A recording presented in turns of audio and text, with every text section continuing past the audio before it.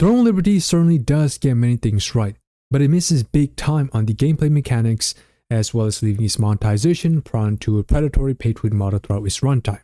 I think at this point, this has become a common sense because with Throne Liberty odd choice of adopting a tap-turn combat system in today's age, it loses on the most important feature on a game, which makes the likelihood of playing it far slimmer, much less playing longer than a few days or weeks or even months for most people. So now you have to wonder, is there anything to look forward to when it comes to the next-gen MMORPGs? Well, personally, I couldn't care less. Nah, I'm just kidding. But in all seriousness, I didn't think so prior to trying out Throne Liberty, but after seeing the performance, the server optimizations, and just how stable the game actually is despite the graphics and the massive scale, I couldn't help but be a bit more hopeful of the possibility of Chrono Odyssey reaching its potential, because as you may know, Chrono Odyssey seems to be in line to have everything that Throne Liberty has and possibly even surpass TL in every way. Now, I do want to make it clear, there are certainly concerns and I will be discussing them in this video, so don't be one of those brain rot and start rage typing. Sit back, relax, and let's dive into this.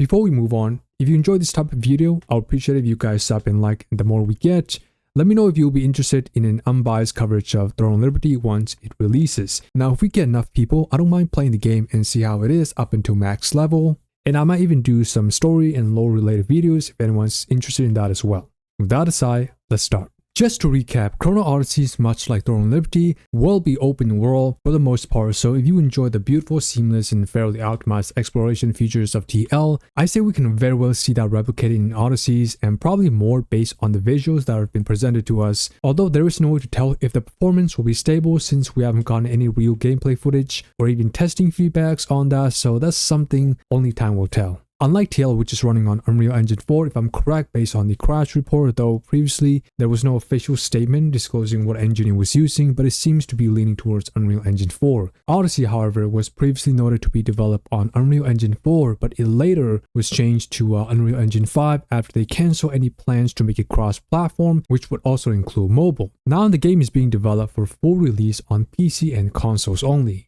As for the business model, it will be buy to play on release, so just based on that, it is less likely to be pay to win than TL, which is free to play but has a purchasable currency and an in-game shop. Now obviously we don't know how things are going to play out, but buy to play is typically a safer route to go than free to play in terms of the monetization and predatory pay to win elements.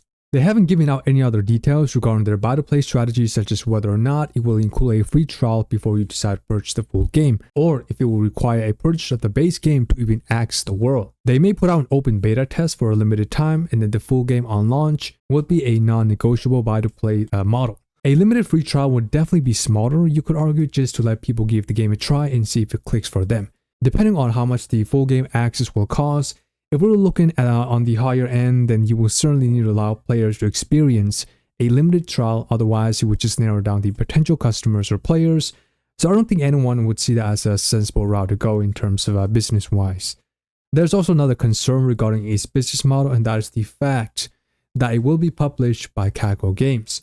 And if you aren't aware, Kago Games has had a reputation in the publishing world for their terrible management of several of their games, in terms of monetizations and pay-to-win features. So just because it is buy-to-play doesn't completely dismiss the possibility of Chrono Odyssey having predatory pay-to-win models. The reality is we literally don't have that many information about the game as a whole, so it is still too soon to make any kind of conclusion. Now, it wasn't too long ago that we got news on its release date. Well, actually it was months ago, but still, Chrono Odyssey is scheduled to launch in sometime in 2025. So that is about approximately a year from now if you want to give a rough estimate. Now, we have seen many setbacks and delays in the genre throughout the year, so it is still within the realm of possibility that Odyssey could be delayed if they aren't able to finalize the game development and everything they've shown so far in the trailers by sometimes next year. Though they have conducted a small test on combat recently and it would seem to be mostly positive. So that could be that they are currently in the process of finalizing or fine-tuning everything prior to the official launch, or perhaps a closer or open beta test to be expected soon.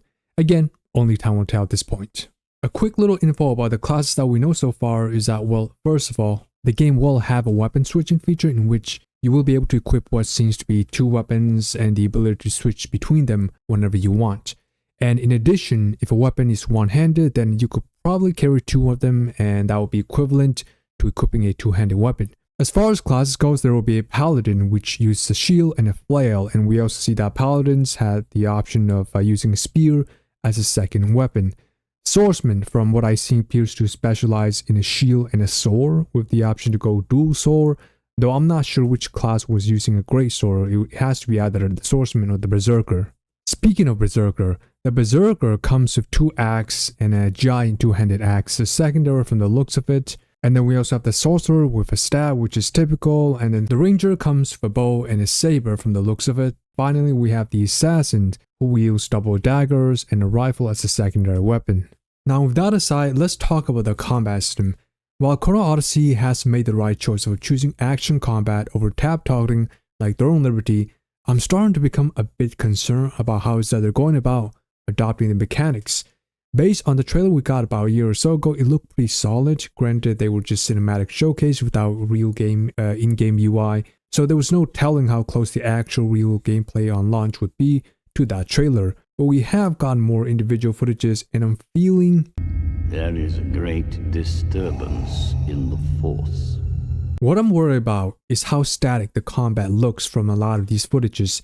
Like, you notice how the characters are in like stationary position when casting spells or skills. The paladin spear, for example, the animation seems to be locked.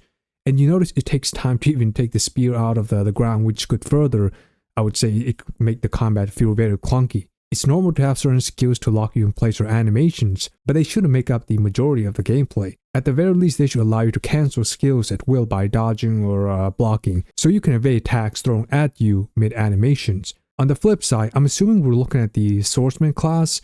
There seems to be a lot of mobility of this gameplay footage. We can see the dodge mechanic as well as the block, and I think it looks really good. But this clip is like polar opposite from the rest of the showcases. So I'm wondering, in the case of the other classes, could it be that the person behind the screen or the person playing the characters simply chose not to move while attacking?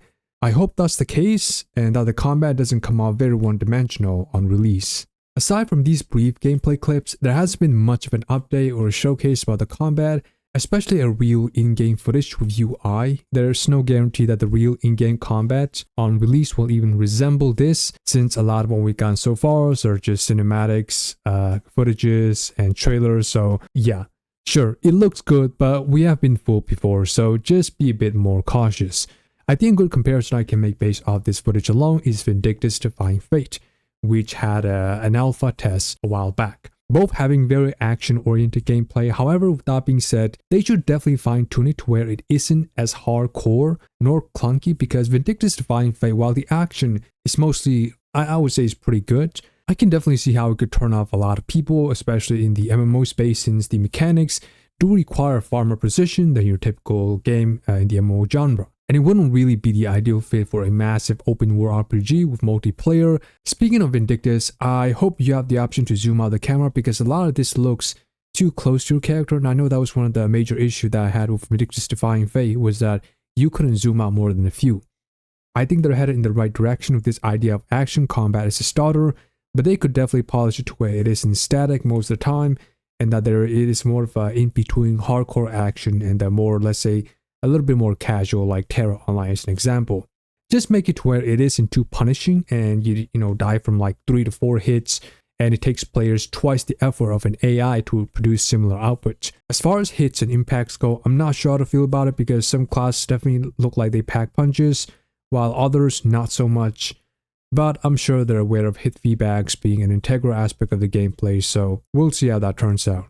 A reasonable concern to be had with the combat though is that Chrono Odyssey was originally supposed to be a cross-platform that included mobile. And you know how a lot of these mobile games play out, especially MMOs. So there is definitely a concern about how much it will alienate from the mobile types game. Though we got an announcement that they were ditching mobile and were going completely PC and console back in around the first half of 2023, so they had about 2 years from then to implement changes. I would say combat gameplay should be prioritized first above all others, and you don't ever compromise it for anything, so I hope it does shine on release and they manage to refine it. Another aspect of Chrono Odyssey that I'm intrigued by and I want to touch on a little bit is the emphasis on story and space-time manipulations. I think Odyssey can definitely set itself apart from others with its time traveling elements, as I'm not aware of any other MMO implementing this kind of features to this extent. As for the story, I actually like this creative choice because I'll be honest, the older I get, I really don't have the enthusiasm nor interest for massive multiplayer shenanigans, and I only ever got into MMORPG because of its easy access, being free to play, as well as the low spec requirements for entries when I didn't have my own device at that times.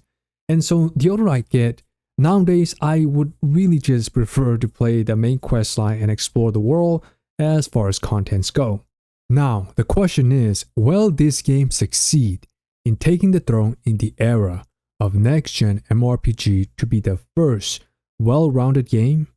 Who knows? Despite what we know so far and the features are to be presented in Chrono Odysseys, anything in concept can sound good, but the execution of said features will ultimately determine whether the game triumph or fail once it actually releases. Anyway, let me know what you think. Are you looking forward to Chrono Odysseys, and do you think you could put games like Throne of Liberty in a coffin if it succeeds, or do you think it will fail? Also, do you prefer the idea of Throne of Liberty over Odyssey? Drop your thoughts in the comments and do tell me what are the concerns you guys have as well. As always, subscribe and like the video, and I will catch you later.